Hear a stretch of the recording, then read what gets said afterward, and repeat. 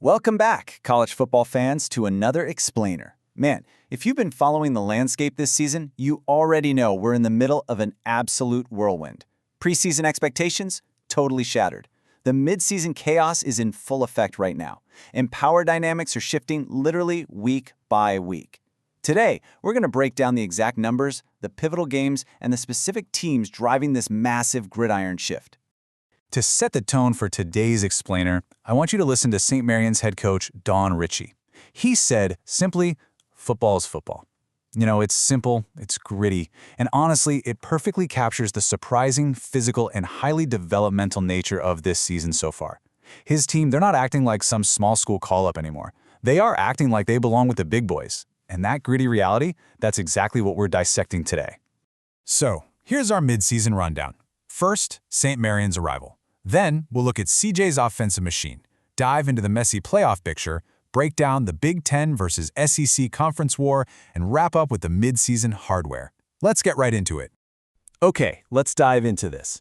Topic 1, St. Marian's official arrival, going from a small school call-up to the top 16. We are watching a program literally transform right before our eyes, and their journey to the top 16 has been an absolute roller coaster. It all kicked off with a game of the season, a gritty 21-14 defensive dogfight where they upset number 8 Ohio State. I mean, what a program-defining win. It proved they didn't need a massive shootout to succeed. But then, reality hit. They got completely humbled by Texas, losing 31-7. Their sophomore quarterback really struggled, their star freshman was boxed in, and the offense just couldn't find a rhythm. But, and here's the crucial part, Texas exposed them and St. Marian actually adjusted. That humbling loss forced them to figure out true structure and balance. Just look at how they responded. They bounced back with a deeply disrespectful, and I say that in the best way possible, 52-0 shutout over Cincinnati in the 5-1-3 Classic. And then, they completely crushed Wisconsin 61-21, a game where that offense truly woke up. Through all that roller coaster chaos, Coach Ritchie has forged a terrifying identity built on pure player development, and man, is it paying off. You've got a matured sophomore quarterback in Campbell, you have a legitimate freshman star running back in Eric Perez, and don't even get me started on transfer safety Isaac Smith, who has completely raised the ceiling of this entire defense. Add in a seriously terrifying young linebacker core and a top-tier run defense, and, well, you've got a proven, incredibly dangerous team. Top recruits are absolutely taking notice too. They look at St. Marian and see a program playing freshmen, winning massive games, and commanding the national spotlight. Let's pivot, though, and see how this feeds into our next major national storyline. Topic 2. CJ's unstoppable machine. We're talking about the scariest offense in the universe. Look, CJ is currently running the scariest offense in the universe. They are leading the nation, dropping over 52 points and putting up nearly 560 yards per game. And it's all driven by one absolutely jaw-dropping stat line: 4,055 passing yards and 46 touchdowns. That is what CJ's quarterback Luke Chandler has done so far. He's completing 71% of his passes, guys, with only 9 interceptions. I mean, those numbers are just outrageous. It is exactly why he's an absolute lock for the Heisman list. You simply cannot ignore that level of production when you're leading the number 5 team in the country. But here's the thing. Chandler isn't doing it alone, and this brilliantly illustrates the sheer depth of CJ's offensive arsenal. First, you have wide receiver Aiden Lowry, who's pulled in 48 catches for 1,081 yards and 15 touchdowns. The guy is a total game breaker. Then, you have Trades Green. He is a 6'7" tight end with over 1,000 receiving yards and 12 touchdowns. Just let that sink in for a second. Having a 6'7" tight end who moves like that, it's basically unfair to defenses. Add in Josiah Payne balancing the whole thing out with over 500 rushing yards, and it's pretty obvious why this unit literally has everything. However, there is a glaring, red flashing light on the dashboard here. In their 52-45 shootout against Indiana, Luke Chandler threw for 474 yards and 6 touchdowns, and yet CJ still nearly got dragged into total chaos. So the absolute crucial point is this. CJ's offense is ridiculous, yes, but their defense can be attacked. It forces us to ask a really critical question as we look toward the playoffs.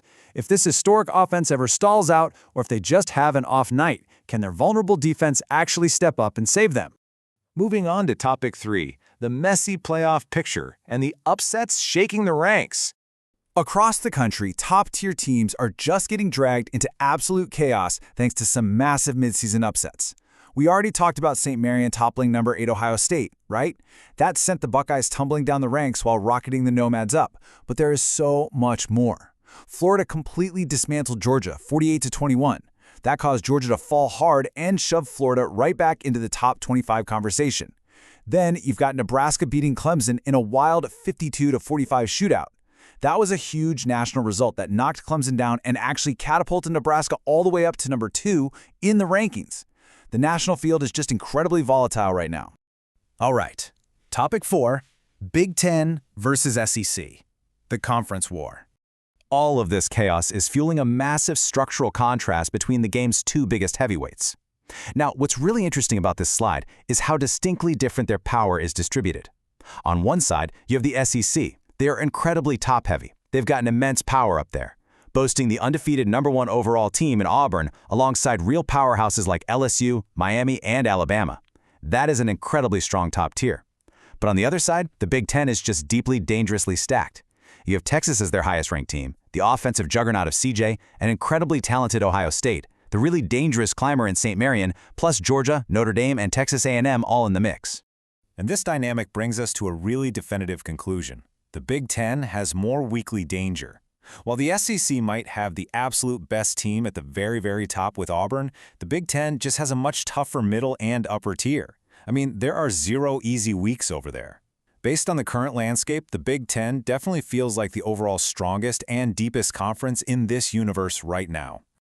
Finally, let's wrap things up with topic 5, the hardware. We're talking Heisman frontrunners and snubs. Look, with team success comes individual accolades, and the midseason awards, particularly this highly polarizing Heisman race, are generating some massive debate. Looking at the current Big Ten Heisman watch list, one thing stands out immediately. CJ actually has 2 distinct players on this list, quarterback Luke Chandler and wide receiver Aiden Lowry. Lowry is arguably the best receiver in the nation right now, casually averaging over 120 yards per game. Having 2 players here completely proves CJ's absolute offensive dominance. But there's a massive risk here, right? They're on the exact same team, which means they might cannibalize each other's votes when the final ballots are actually cast. That could potentially leave the door wide open for guys like Kevin Jennings or John Mateer to swoop in. But honestly, what's even more fascinating than who made the list is who was left off. Some key players are being absolutely robbed of the spotlight right now. Let's start with St. Marian's freshman sensation Eric Perez. The kid has 1,075 rushing yards and 17 touchdowns, averaging 6.8 yards a carry. Literally, the only reason he's likely being snubbed is because his team has 2 losses and his quarterback shares a lot of the spotlight. Then you've got Michigan State's Jordan Marshall sitting right there with him, putting up nearly identical stats. And look at Jeremiah Smith at Ohio State, 70 catches and 12 touchdowns. But unfortunately, his team's loss to St. Marian really hurt his national push. And Trey'Dez Green, a tight end with over 1,000 yards being left off, is just wild.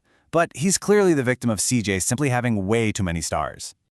We've covered a massive amount of ground today, from individual snubs to total conference supremacy.